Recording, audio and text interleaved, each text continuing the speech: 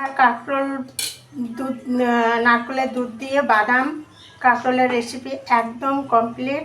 পুরো নামিয়ে নিয়েছি, একদম কমপ্লিট। আপনারা এটা একবার বানিয়ে খেয়ে দেখুন, এটা খুবই সুন্দর খেতে। আর বন্ধুরা, আমি কথা বলার টাইমে যদি দুই একটা কথা ভুল হয়ে থাকে, ভুল হয়েছে, ভুলে থাকে না, ভুল হয়েছে, তো আপনারা ক্ষমা করে দেবেন।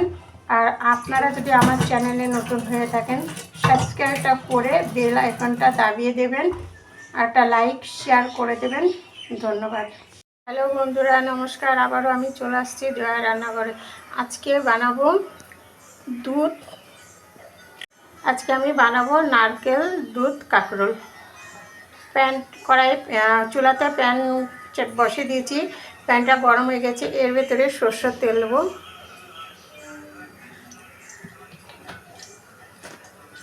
সরষের তেলটা গরম হয়ে গেলে এর ভেতরে দিয়ে দেবো কাঁকরোল।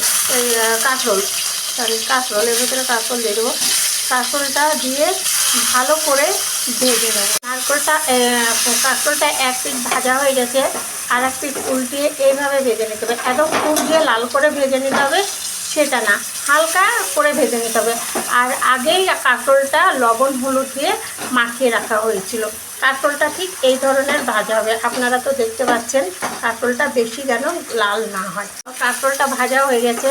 কাঁকরোলটা এবার উঠিয়ে নিচ্ছি।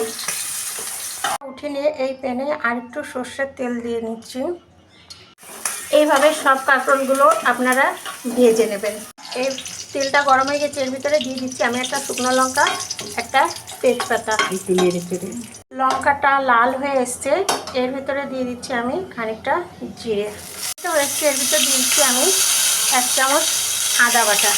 একটা হালকা একটু হয়ে এসছে। এর ভিতরে দিয়ে দিচ্ছি আমি গুঁড়ো মশলা মিক্স করে একটু ভিজিয়ে রেখেছিলাম। 1 চামচ জিরা গুঁড়ো, 1 চামচ ধনিয়া গুঁড়ো, 1 চামচ হলুদ গুঁড়ো, 1 চামচ লঙ্কা গুঁড়ো। যে যেমন লঙ্কা ঝাল খাবেন সেই ধরনের পরিমাণ মতো লঙ্কা গুঁড়ো দিয়ে দেবেন। পরিমাণ মতো লবণ। আমি নারকেল দুধ দিয়ে মশলাটা ভালো করে কষিয়ে নেব। হালকা হালকা নারকেল দুধ দেবো, অল্প অল্প নারকেল দুধ দেবো, অল্প অল্প করে মশলাটা ভালো করে কষে নেব। কষানো হয়ে গেলে এর ভিতরে আমি দিচ্ছি বাদাম বাটা, 1 চামচ বাদাম বাটা। এতে আমি দিয়ে দিচ্ছি 1 টেবিল চামচ বাদাম বাটা। ভালো করে বাদাম বাটা দিয়ে নেড়ে চেড়ে ভালো করে কষিয়ে নিতে হবে। অল্প করে নারকেল দুধ দিতে হবে, আর অল্প অল্প করে কষাতে হবে। 1 চামচ নারকেল বাটা, 1 টেবিল চামচ নারকেল বাটা। নারকেলের দুধটা যদি অল্প থাকে তখন দেখবেন মশলাটা কষানো হয়নি। ওতে একটু হালকা জল দিয়ে মশলাটা ভালো করে কষিয়ে নিতে হবে। আমার নারকেলের দুধ কম আছে, ওই জন্য আমি একটু হালকা জল দিয়ে মশলাটা ভালো করে কষে নিচ্ছি। মশলাটা পুরো কষানো হয়ে গেছে। এর ভেতরে এবার দিয়ে দিচ্ছি আমি নারকেল দুধ। আমি কিন্তু এটা নারকেল দুধ দিয়েই করছি, হ্যাঁ, গরুর কোনো দুধ না, এটা পুরো নারকেল দুধ। নারকেল দুধটা আমার কম ছিল, ওই জন্য এতে আমি একটু গরম জল মিশিয়ে দিয়েছি। ওটা আমি 1 মিনিট ঢাকা দিয়ে রেখেছিলাম। জলটা ফুটে গেছে, মশলাটা ফুটে গেছে। এর ভেতরে আমি পুরো কাঁকরোলটা ছেড়ে দিচ্ছি। আমি বেশি ঝোল করবো না, কিন্তু আপনারা যদি চান যে এটা ঝোল, কাঁকরোলটা দিয়ে এর ভিতরে একটু মিষ্টি দিয়ে দিচ্ছি, পরিমাণ মতো মিষ্টি। 2-4টে কাঁচা লঙ্কা ওপর থেকে। লঙ্কাটা দিয়ে আমি আঁচটা কমিয়ে দিয়ে এবার এটা ঢাকা দিয়ে পরিমাণ মতো সিদ্ধ হতে দেবো। ঢাকাটা খুলে এবার খানিকটা নাড়া দিয়ে দিচ্ছি। তল উপর হালকা একটু নাড়লেই তল উপর হয়ে যাবে, মশলাটা ঢুকে যাবে এর করে।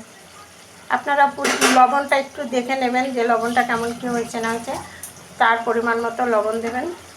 আর খানিকটা নারকেল, 1 চামচ মতো নারকেল আলাদা রেখে দিয়েছিলাম, সেই নারকেল বাটাটা এবার দিয়ে দিচ্ছি। বাটাটা দিয়ে ভালো করে মিক্স করে নাড়াচাড়া করে নেন। বেশি জোরে নাড়বেন না, কেন কাঁকরোল পিঠে সিদ্ধ হয়ে গেছে। হালকা করে একটু নাড়াচাড়া দিয়ে আবার ঢাকা দেবে। এটা হয়ে এসছে। এর ভেতরে আমি দিয়ে দেবো একটু গরম মশলা, একটু ঘি দিয়ে ভালো করে নাড়াচাড়া করে এবার এটা আমি নামিয়ে নেব।